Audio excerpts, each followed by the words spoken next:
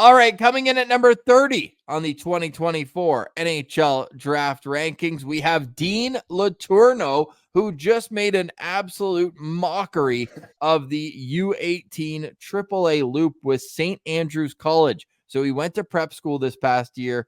Now he's taking his talents to Sioux Falls in the USHL before heading to Boston College in the fall of 2025. So I can already tell you that Dean Letourneau, a good Ottawa lad, is going to be a long-term project for a team.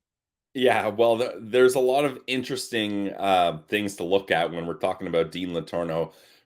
First thing you got to mention is the size. I mean, my God, Ross, I don't know what you have his official size at. 6'6", 210.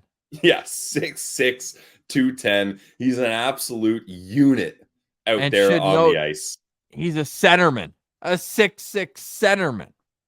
Yep, shades of another prospect, shades of two prospects that will get the duality of where Letourneau could end up here. Another Pilsy player comparable coming up. Yeah, famous Pilsy player comparable Oh, for here people we to go. dunk on me in a year later. That's fine. I don't care. Rip off these points. It's such a joke. Yeah, that's where I was getting to, Ross, because the first thing you have to talk about is size first. That's his main thing for Letourneau. But then you got to look at the points here. Now, I'll be honest, Ross, I don't really have a full understanding of how the league and the competition level of where Letourneau was playing compares to other spots we look at, whether it's USHL, CHL, overseas in J20 leagues or what have you. I don't really know how to properly gauge this, but I'm going to go ahead and say this is one of the weaker competition leagues, as Dean Letourneau put up in 56 games, 61 goals, so a goal, more than a goal per game pace, 66 assists, also more than an assist per game pace for 127 points in 56 games.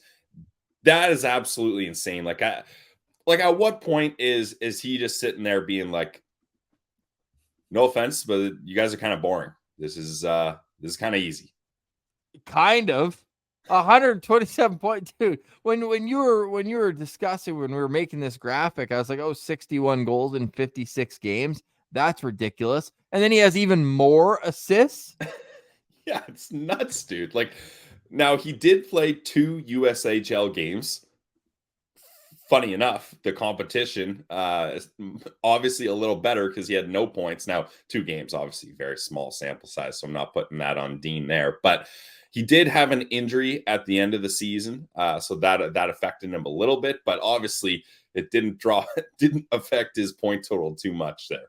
Not at all. And Dean Letourneau is another Ottawa lad, grew up playing for the Ottawa Valley Titans. But now we're looking ahead for Dean Letourneau, and it's tough to project. And that's kind of where NHL scouts are going to be too, because it's not every year where you see guys get drafted in the first, second round out of Canadian high schools. We see it occasionally in the US when guys don't go to the USHL but have already committed. But the fact to me that he's got a scholarship to Boston College, that's a big time school. And that to me means he's on a great track to develop into a unique NHL centerman. When you think 6'6" centerman, sometimes I get a little nervous. The Joe Colburn effect, who was a first round pick and didn't really amount to much. You think of Logan Brown. I know injuries affected him there, but when you have these 6'6" centermen who aren't overly physical, right? Like he's more of a skill player than he is a physical shutdown bottom 6 type guy. There's less roles for him then, because that's just going to frustrate coaches when you have a guy out there with that size if they're not using it in their bottom 6. So he's going to have to contribute offensively or develop a bit more of a mean streak if he's going to be a top 6 contributor in the NHL. Corey Prodman, who loves size, loves him. Shocker, 28 on his list. 32 for Bob McKenzie, 33 for McKean's, 29 for elite prospects, and then Chris Peters at 42 and Scott Wheeler bringing out the rear at 43. But Pilsy, these are all like pretty close together in terms of the range from 28 to 43. Yeah, I'm surprised by some of these ranges because this is not a EP type player. Typically, they like the smaller, shiftier, better skaters. And Ross, in Pronman's write up, he mentioned how Letourneau is a low energy and low compete guy. So to have a low compete guy in your first round is very interesting, especially when we talked about Pronman had Andrew Basha, one of the most skilled offensive players of the entire draft, at 87. And then he's got Letourneau here at 28 is very interesting to me. Here's my concern, Ross. And just so people know, Ross is the one who compared Dean Letourneau to Logan Brown. I want that on the record. That was Ross's No, player comparable. no. Um, well, while we're on this, for me, Dean Letourneau is either going to be a Logan Brown or a Tage Thompson and nothing in between. Um, so if you want to take that risk at your own peril or your own success. All the power to you. But Ross, here's what I'm worried about. So you've got a 6'6", 210-pound centerman that's absolutely lighting it up in a low competition level league, U18 AAA hockey. He didn't even make the team for the U18s either. So does that Mm-hmm. kind of factor in with you? I know he had a nagging injury, didn't go back and finish with Sioux Falls, but I think that to me is kind of the question mark for scouts, right? If he can't even crack a team like that in his draft year, you start to wonder about the path. But again, he needs to just stay confident in what he's doing. It's going to be, I think, probably 6 years. Like, he's the kind of guy who might make the NHL at 23, 24, 25 years old, but then you need to have the respect that he's probably had a bit of a growth spurt here at one point or another, and he has to grow into his body and figure out the hand-eye again, all that. Obviously, it's working at the lower levels in Canadian high school, but the real test and the real kind of time where he'll come on people's radars is 2 years from now at Boston College. He'll be surrounded with great talent there, and I think that they've done a pretty good job at Boston College developing other big centermen. Who was it here? I'm just thinking about kind of what Dean Letourneau can be at the NHL level. I think that to me is like, you get excited or carried away when you think of Tage Thompson, and then you get nervous and you're like, oh man, like if I draft a big centerman that isn't physical and he's coming out there and like fans see him for the first couple times and the puck isn't going into the net for him, then what happens? Then what does the conversation become around a player like that? But I like him. I think I'm a bit higher on him than you.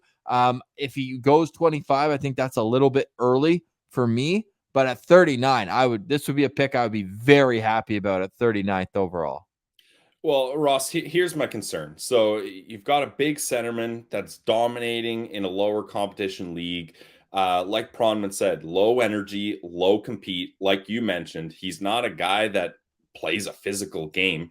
So what happens here is you start developing bad habits. You start being like, well, I'm so big, guys are too scared to get the puck off me. I don't have to worry about people forechecking too or back checking too hard to try to get the pucks. I'm going to win all the loose puck battles just because everyone out there is so much smaller, so much undersized than me. And you start getting comfortable and expecting to be able to play your game a certain way because you've had so much success with that. And he hasn't needed to adapt, obviously, because he's playing low effort and putting up more than 2 points a game. So I think it's going to be a grueling process to try to get this player to work the right way. You mentioned he's going to play in the USHL for a season. I think that's going to be a big, big eye opener for him. Then he's going to college. I think he's going to spend at least 2 seasons there. Then you're going to have to work on him in the AHL. And then he could end up being Logan Brown, or it could end up being Tage Thompson. And Tage Thompson didn't pop off onto the scene till much later. Like, I think Sabres fans, at first, they were like, this is the main piece of the Ryan O'Reilly deal.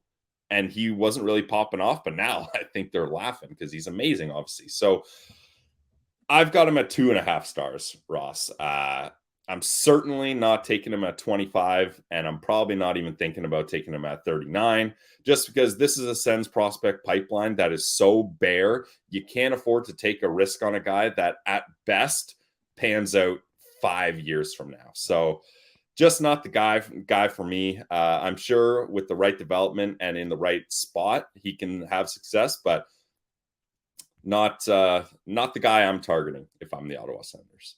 Dean Letourneau comes in at number 30 on our Locked On Senators NHL draft rankings.